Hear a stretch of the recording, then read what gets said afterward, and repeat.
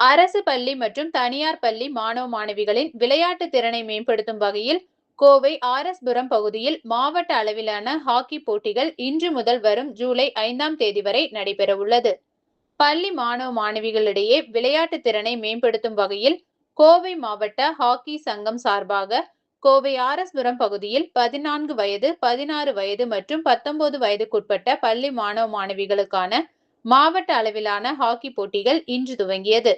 30ஆம் தேதி முதல் ஜூலை 5ஆம் தேதி வரை ஆர்.எஸ்.புரம் பகுதியில் உள்ள சர்வதேச ஹாக்கி மைதானத்தில் நடைபெற்று வரும் இந்த போட்டிகளில் கலந்து கொள்ள கோவை மாவட்டத்தில் உள்ள தனியார் மற்றும் அரசு பள்ளிகளான 16 பள்ளிகளில் இருந்து சுமார் 500க்கும் மேற்பட்ட மாணவ மாணவியர்கள் கலந்து கொண்டுள்ளனர்.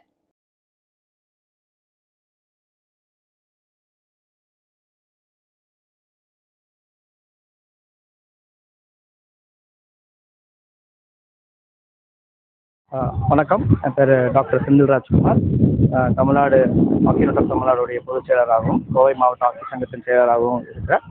இந்த கோவை மாவட்ட ஹாக்கி சங்கம் இந்துஸ்தான் எஜுகேஷன் இன்ஸ்டிடியூஷன் உடைய சப்போர்ட்னால பார்த்தீங்கன்னா இந்த சிடிஹெச்ஏ இன்டர் ஸ்கூல் ஹாக்கி டோர்னமெண்ட், அதாவது 14 வயதுக்குட்பட்ட மாணவ மாணவியருக்கும் 16 வயதுக்குட்பட்ட மாணவ மாணவியருக்கும் 19 வயது உட்பட்ட மாணவ மாணவியருக்கும் இந்த கோவை புதுசாக தேர்ந்தெடுக்கப்பட்ட ஆஸ்ட்ரேட்டப் ஹாக்கி மைதானத்தில் 30ஆம் தேதி முதல் 5ஆம் தேதி வரைக்கும் இந்த போட்டிகளை நடத்திட்டு இருக்கோம்.